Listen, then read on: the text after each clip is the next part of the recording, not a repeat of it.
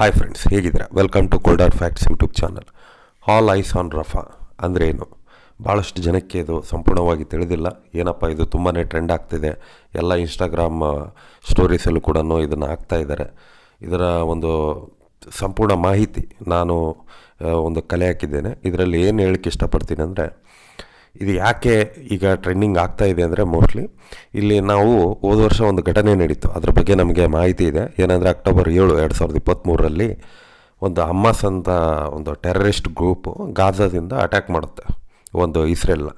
ಆವಾಗ ಇಸ್ರೇಲಲ್ಲಿ ಒಂದು ಫೆಸ್ಟಿವಲ್ ಇರುತ್ತೆ, ಅಲ್ಲಿ ಫಾರಿನ್ ನ್ಯಾಷನಲ್ಸು ಇರ್ತಾರೆ.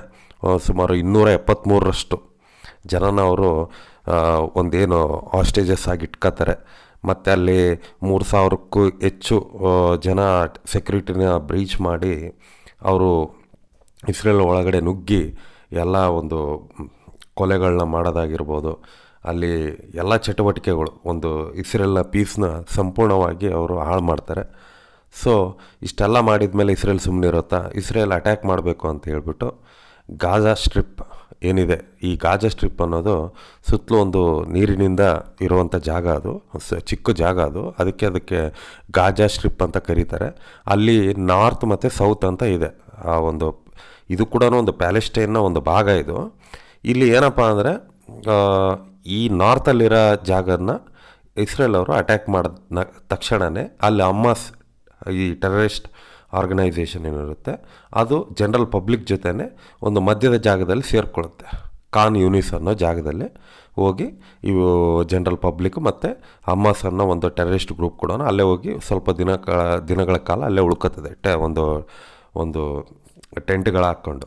ಸೊ ಅಲ್ಲಿ ಏನಾಗುತ್ತೆ, ಅಲ್ಲಿ ಕೂಡ ಇಸ್ರೇಲ್ ಅವರು ಏನು ಈ ಒಂದು ಮಾಡಿರ್ತಾರೆ ಅಟ್ಯಾಕ್, ಹಮಾಸ್ ಅವರು ಅದನ್ನು ನಿಲ್ಲಿಸಬಾರ್ದು, ಅವ್ರಿಗೊಂದು ಕಡೆಗಣಿಸ್ಬೇಕಂತ ಹೇಳ್ಬಿಟ್ಟು ತಿರ್ಗಾ ಆ ಪ್ಲೇಸ್ ಕೂಡ ಅಟ್ಯಾಕ್ ಮಾಡ್ತಾರೆ.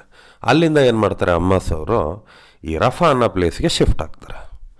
ಸೊ ಇಲ್ಲಿ ಏನಪ್ಪ ಮೇನ್ ಉದ್ದೇಶ ಏನಪ್ಪ ಅಂತಂದರೆ, ಈ ರಫಾ ಅನ್ನೋ ಪ್ಲೇಸ್ ಇದೆಯಲ್ಲ, ಇದೊಂದು ಚಿಕ್ಕ ಭಾಗ, ಒಂದು ಪ್ಯಾಲೆಸ್ಟೈನಲ್ಲಿ ಒಂದು ಭಾಗ, ಸಣ್ಣ ಭಾಗ ಅಂತ ಹೇಳ್ಬೋದು ಇದನ್ನು.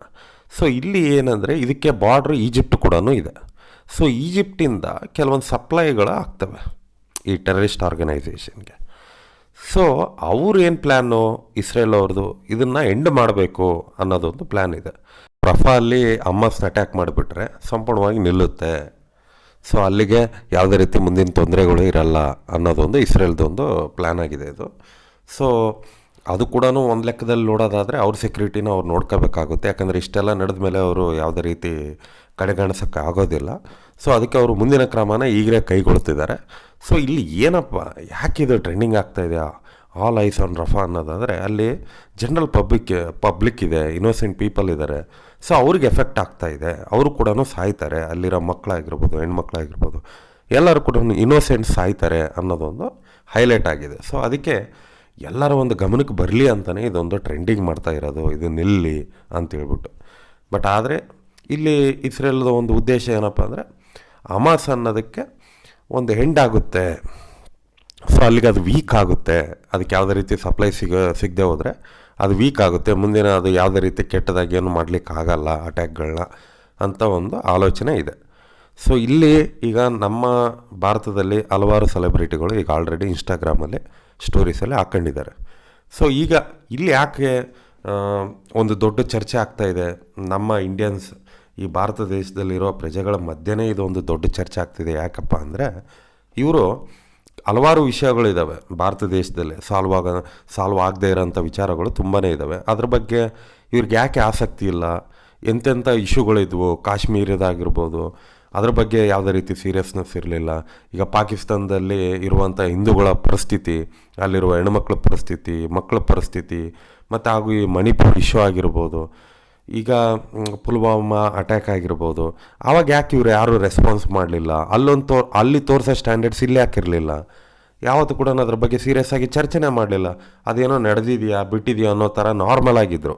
But all of a sudden ಎಲ್ಲೋ ನಡೆದಿರೋಂಥ ಒಂದು ಘಟನೆನ ಇವರು ಇನ್ಸ್ಟಾಗ್ರಾಮಲ್ಲಿ ಹಾಕ್ತಿರೋದು, ಇದು ಈಗ ಒಂದು ದೊಡ್ಡ ಚರ್ಚೆಯಾಗಿ ಹೊರಹೊಮ್ಮುತ್ತಿದೆ. ಯಾಕಪ್ಪ ಅಂದರೆ, ಎಲ್ಲ ಕಡೆನೂ ಒಂದೇ ಇಂಟ್ರೆಸ್ಟು ಒಂದೇ ಥರ ಇದ್ದಾಗ ಯಾವುದೇ ರೀತಿ ಈ ಥರ ಚರ್ಚೆಗಳಿಗೆ ಒಳಗೊಂಡಲ್ಲ. ಬಟ್ ಆದರೆ ಇಲ್ಲಿ ಆಗಿದ್ದೇನಪ್ಪ ಅಂದರೆ ಎಲ್ಲೋ ಇರೋ ಪ್ಲೇಸ್ನ ಇವರು ಸೆಲೆಕ್ಟ್ ಮಾಡಿ ಹಾಕಿದ್ದಕ್ಕೆ ಇಲ್ಲಿ ತೊಂದರೆ ಉಂಟಾಗಿದೆ ಅಷ್ಟೇ, ಮತ್ತಿನ್ನೇನೂ ಇಲ್ಲ. ಸೊ ಅಲ್ಲಿ ಈಗ ಎಲ್ಲರ ಕನ್ಸರ್ನ್ ಏನಪ್ಪ ಅಂದರೆ ಇನ್ನೋಸೆಂಟ್ ಪೀಪಲ್ ಸಾಯ್ತಾರೆ, ಅಲ್ಲಿರೋ ಮಕ್ಕಳುಗಳು ತೊಂದರೆಗೊಳಗಾಗ್ತವೆ. ಸೊ ಇದು ಆಗಬಾರ್ದು ಅನ್ನೋದು ಒಂದು ಕನ್ಸರ್ನ್ ಇದೆ, ಅದು ಕೂಡ ಒಳ್ಳೆಯ ಉದ್ದೇಶನೇ. ಸೊ ಇನ್ನೊಂದು ಕಡೆ ಇಸ್ರೇಲ್ ತಾನು ಒಂದು ಇದಕ್ಕೆ ತುತ್ತಾಗಬಾರ್ದು, ಈಗ ಬಲಿಯಾಗಬಾರ್ದು, ಅವರು ಒಂದು ಟೆರರಿಸ್ಟ್ ಆರ್ಗನೈಸೇಷನ್ಗೆ ಇದು ಮುಂದೆ ಇದನ್ನು ನಿಲ್ಲಿಸಬೇಕು ಅನ್ನೋದು ಅವ್ರದ್ದೊಂದು ಉದ್ದೇಶ ಆಗಿದೆ. ಸೊ ಓವರಾಲ್ ಇಲ್ಲಿ ಹೇಳೋದೇನಪ್ಪ ಅಂದರೆ ನಾವು ವಿಚಾರಗಳನ್ನು ತುಂಬ ಚೆನ್ನಾಗಿ ತಿಳ್ಕೋಬೇಕು. ಯಾಕಂದರೆ ಈಗ ಜನಗಳು ಒಂದೊಂದು ಒಪಿನಿಯನ್ನ ಹೇಳ್ತಾರೆ, ನಾವು ಅದ್ರ ಬಗ್ಗೆ ಸ್ಟಡಿ ಮಾಡಿದಾಗ ತುಂಬ ಚೆನ್ನಾಗೇ ಅರ್ಥ ಆಗುತ್ತೆ ಯಾವುದು ಸರಿ ಯಾವುದು ತಪ್ಪು ಅಂತ. ಸೊ ಹಾಗಾಗಿ ಇದು ಒಂದು ನಾನು ಕಲೆ ಹಾಕಿರುವ ಒಂದು ಸಣ್ಣ ಇನ್ಫಾರ್ಮೇಷನ್ ಇದು ಆಲ್ ಐಸ್ ಆನ್ ರಫಾ ಬಗ್ಗೆ. ಸೊ ಇಷ್ಟು ಹೇಳ್ತಾ ಜೈ ಹಿಂದ್, ಜೈ ಕರ್ನಾಟಕ.